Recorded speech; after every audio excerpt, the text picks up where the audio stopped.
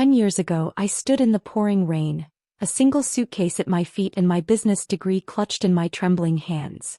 The echo of my father's words still rang in my ears, "Get out and never come back." All because I had dared to suggest that Walker Industries, our family's manufacturing company, needed to embrace digital transformation. My father, James Walker Sr., had exploded at the dinner table when I presented my graduation thesis. A comprehensive digital strategy that could have saved the company millions. "You think you can waltz in here with your fancy degree and tell me how to run my company?" he had roared, his face turning that dangerous shade of purple I'd grown to fear. "I built this empire from nothing while you were playing with computers." My mother, Eleanor Walker, sat silently, mechanically folding her napkin as she always did during my father's outbursts. She hadn't even looked at me when he ordered me to leave. That night changed everything. I found myself in a cheap motel on the outskirts of town, using my laptop to apply for any job I could find. My savings wouldn't last long, not in Boston. My phone buzzed constantly with messages from my younger brother James Jr., the only one who seemed to care. "Dad's wrong, Alex," his texts read. "Your ideas were brilliant. He's just scared of change." But I didn't reply. I couldn't. I needed to focus on survival first, revenge second. The next morning I walked into every tech startup in the city. By sunset I had a job entry-level data analyst at Digitech Solutions, a small but ambitious company. My starting salary was barely enough to afford a shared apartment in the city's worst neighborhood, but I didn't care. I had a plan. Every morning I arrived at the office 2 hours early. Every evening I was the last to leave. While my colleagues went for drinks after work, I studied machine learning, artificial intelligence, blockchain. I devoured everything I could learn about digital transformation. My boss, Miranda Chin, noticed. 6 months in, she called me into her office. "Alex," she said, studying me over her thick-rimmed glasses, "you're not just here for a paycheck, are you?" I told her everything about Walker Industries, about my father's rejection, about my dreams of revolutionizing the manufacturing sector. Instead of laughing, she smiled. "How would you like to lead our manufacturing division project?" That was my first big break. Within 2 years, I had built Digitech's manufacturing solutions department from scratch. Our client list grew exponentially, and so did my reputation.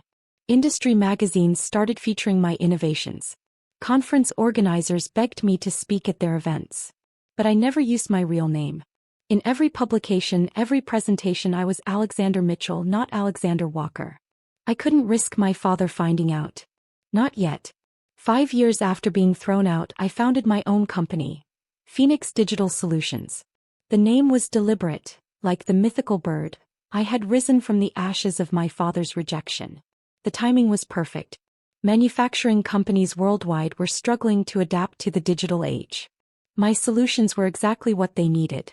Within 3 years, Phoenix Digital had offices in 12 countries. All the while, I kept tabs on Walker Industries through my brother. The company was struggling. My father's stubborn refusal to modernize was costing them contracts. Their stock price was plummeting. "Dad's getting desperate," James Jr. texted me one day. "The board is threatening to force a sale." I looked at my office wall, at the framed copy of my original digital transformation proposal, the one that had gotten me kicked out. It was time. Through a series of shell companies, I began buying Walker Industries stock.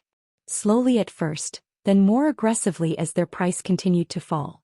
Nobody noticed that the various investment firms suddenly interested in Walker Industries all traced back to one owner. Yesterday, my assistant placed a letter on my desk. The board of Walker Industries had approved the sale of controlling interest to Phoenix Digital Solutions. They had no idea they'd just sold their company to the son they'd thrown away. Today, I stood in the elevator of Walker Industries headquarters, wearing a suit that cost more than my father's car. My heart pounded as the numbers climbed to the top floor, where the board was meeting to meet their new owner. The doors opened and I heard my mother's gasp before I saw her. She was older now, her hair streaked with gray, but her perfectly manicured hands still fidgeted with her napkin, a habit she'd never broken. My father sat at the head of the board table, his face ashen as he recognized me. 10 years had turned his hair white and added deep lines around his eyes, but his expression of stunned disbelief was exactly the same as the night he'd thrown me out. "Ladies and gentlemen," the board chairman announced, "meet Alexander Mitchell, CEO of Phoenix Digital Solutions, And your new owner. The boardroom fell into a deafening silence. I could hear the gentle hum of the air conditioning and the muffled sounds of traffic 20 stories below. My father's face had turned from ashen to crimson, his hands gripping the leather armrests of his chair so tightly his knuckles turned white. "This is impossible," he finally sputtered. "This is some kind of joke." I smiled, the same cold smile he'd given me 10 years ago. "I assure you, Mr. Walker, this is very real." I pulled out a stack of documents from my briefcase. "Shall we review the acquisition terms?" My mother's coffee cup clattered against its saucer. "Alexander, please." "That's Mr. Mitchell in this setting, Mrs. Walker," I corrected her smoothly. "Or did you forget how to address business associates properly?" The board members exchanged uncomfortable glances. Most of them had known me since childhood, had attended company picnics where I'd played with their kids. Now they sat, shifting nervously as the prodigal son returned, not seeking forgiveness but wielding power. "Let's begin with the immediate changes," I continued, distributing folders to each board member. "First, the digital transformation initiative that was rejected 10 years ago will be implemented immediately. You'll find an updated version in Section 1 of your packets." My father's face twitched. It was the same proposal he'd dismissed as worthless theoretical nonsense the night he threw me out. "Second, the current management structure will be reorganized." I clicked a remote and the screen behind me lit up with a new organizational chart. "As you can see, several positions will be eliminated or consolidated." "You can't do this," my father interrupted, standing up abruptly. "I built this company." "And I bought it," I replied calmly. "Legally. With cash. Your signature is on the sale documents, Dad. Or should I say Mr. Walker?" The board chairman cleared his throat. "James, he's right. The sale is complete. Phoenix Digital now owns 67% of Walker Industries." "Actually," I corrected him, "Phoenix Digital owns 71%. We acquired additional shares this morning." My mother's hand trembled as she opened her folder. "Alexander, son, we can discuss this privately. As a family." I laughed, the sound echoing off the mahogany walls. "Family? Is that what we are? Tell me, when exactly did we become a family again? When the stock price started falling? When the board threatened to force a sale? Or just now when you realized who bought your company?" The room grew uncomfortably quiet again. Even the most seasoned board members seemed to shrink in their chairs. "For those wondering about their positions," I continued, "individual meetings will be scheduled this afternoon. My team has prepared detailed evaluations of each department's performance over the past 5 years." I pulled up another slide, this one showing a devastating decline in profits under my father's leadership. "As you can see, Walker Industries has fallen behind its competitors in every measurable metric. The company's resistance to digital innovation has cost us market share, talented employees, and valuable contracts." "Those numbers are misleading," my father protested weakly. "Are they?" I clicked to the next slide. "Here's Phoenix Digital's growth over the same period. Notice the difference." The contrast was stark. While Walker Industries had been bleeding money, my company had experienced exponential growth. "Your precious traditional methods," I continued, "have nearly bankrupted this company. The only reason the Walker name still means anything is because I spent the last decade building a reputation in the industry, under a different name, of course." My father's face had turned an interesting shade of purple. "You deliberately undermined us." "No, Dad. You did that yourself. I simply built a better company. The company I tried to help you build 10 years ago before you threw me out in the rain." The board chairman coughed politely. "Perhaps we should take a brief recess?" "No need," I replied. "I have appointments with each board member scheduled already." "Linda." My executive assistant entered the room, tablet in hand. "Yes, Mr. Mitchell? Please escort the board members to their individual meetings. Start with Mr. Walker Sr. I believe conference room A is ready." As the board members filed out, I caught my mother's eye. She looked smaller somehow, her perfectly tailored suit hanging loosely on her frame. For a moment, I saw a flicker of the woman who used to read me bedtime stories about successful entrepreneurs, before my father's influence had turned her into a silent observer of his tyranny. "Mrs. Walker," I called out as she reached the door. "Your meeting will be last. I believe we have much to discuss." She nodded stiffly, her designer heels clicking against the marble floor as she followed the others out. Alone in the boardroom, I walked to the window, the same window where I'd stood countless times as a child, dreaming of running this company. The view hadn't changed, but everything else had. My phone buzzed.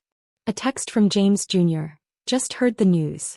Dad's having a meltdown in conference room A. Are you really going through with this? I typed back, watch and learn, little brother. This is just the beginning. By sunset, the Walker Industries building had transformed into a battlefield of corporate restructuring. Conference rooms that once hosted my father's self-congratulatory meetings now witnessed the dismantling of his legacy, one department at a time. I sat in what used to be his office, now mine, reviewing the day's meetings. The antique desk where he'd once pounded his fist rejecting my ideas now held my laptop displaying Phoenix Digital's transformation plans. The irony wasn't lost on me. A knock on the door interrupted my thoughts. Enter, I called out, already knowing who it would be. James Jr. stepped in, looking uncomfortable in his wrinkled suit. My younger brother, the one who'd stayed, who'd played by Dad's rules while secretly keeping me informed all these years. You could have warned me, he said, closing the door behind him. Would it have made a difference? He ran a hand through his hair, a nervous habit he'd picked up from our mother. Dad's in the hospital. I looked up sharply. What? Mild heart attack. Mom's with him now. The stress of today. The stress of his own failures, I corrected. His doctor's been warning him about his blood pressure for years. This isn't on me. James slumped into a chair. Isn't it? You orchestrated this whole thing. The secret buyout, the surprise revelation, the public humiliation. Like the public humiliation I endured 10 years ago? I stood up, walking to the window. Remember that night, James? You were the only one who called to check if I had somewhere to sleep. That was different. Was it? I turned to face him. Dad threw his own son out into the rain because I dared to suggest modernizing the company. Now look where his stubbornness got him, in a hospital bed, his company owned by the son he rejected. I pulled up a file on my laptop and turned the screen toward him. Look familiar? His eyes widened. It was the original proposal I'd presented 10 years ago, now updated with modern innovations and proven success metrics from Phoenix Digital. This is what I wanted to give him back then, I explained. A path to the future. But he couldn't see past his own ego. Now I'm implementing it anyway, but instead of it being his legacy, it's his defeat. And what about my position? James asked quietly. Am I being terminated too? I studied my brother, the peacekeeper, the one who'd tried to bridge the gap between me and our parents for a decade. That depends, I replied. Are you ready to actually lead instead of just following Dad's outdated playbook? What do you mean? I handed him a folder. Your performance reviews show potential, but you've been holding back. Afraid to challenge Dad's methods. That ends now. He opened the folder, scanning the contents. Vice President of Innovation? Are you serious? Dead serious. But understand this. It's not a courtesy appointment. You'll report directly to me and I expect results. No more playing it safe. James stared at the offer letter, his hands trembling slightly. Dad will see this as betrayal. Dad lost the right to an opinion when he signed over control of the company. I sat back down. The question is, are you ready to step out of his shadow? Before he could answer, my phone buzzed. A text from my mother. Please come to the hospital. We need to talk. I showed the message to James. He sighed. You should go. Why? So they can try to emotionally manipulate me again? Remind me about family loyalty. No, he said, standing up. So you can finally say everything you've needed to say for the past 10 years. Face to face. No boardrooms, no shareholders, no corporate takeovers. Just truth. I considered his words. Fine. But first, your answer about the position. James looked at the offer letter again, then straightened his shoulders. I accept. On one condition. Which is? We don't just transform the company. We make it better than either you or Dad ever imagined. Together. I felt a smile tugging at my lips, the first genuine one of the day. Deal. As we walked out of the office, I glanced at the nameplate on the door. Alexander Mitchell, Sue. Tomorrow I'd have it changed back to Alexander Walker. Not for my father, not for the family name, but for me. Because I'd earned it the hard way. The hospital was 15 minutes away. During the drive, I thought about what I'd say to my parents. 10 years of anger, success, and calculated revenge had led to this moment. James texted me the room number. As I rode the elevator to the cardiac unit, I remembered something my father used to say: "Business isn't about feelings, son. It's about power." Well, Dad, I thought, watching the floor numbers climb. You taught me that lesson better than you knew. The elevator doors opened and I stepped out, ready for the final confrontation. After all, what's a corporate takeover without a little family drama? The smell of antiseptic and quiet beeping of monitors filled the air as I approached room 507. Through the window, I could see my father looking small and vulnerable in the hospital bed, a stark contrast to the imposing figure who dominated my childhood.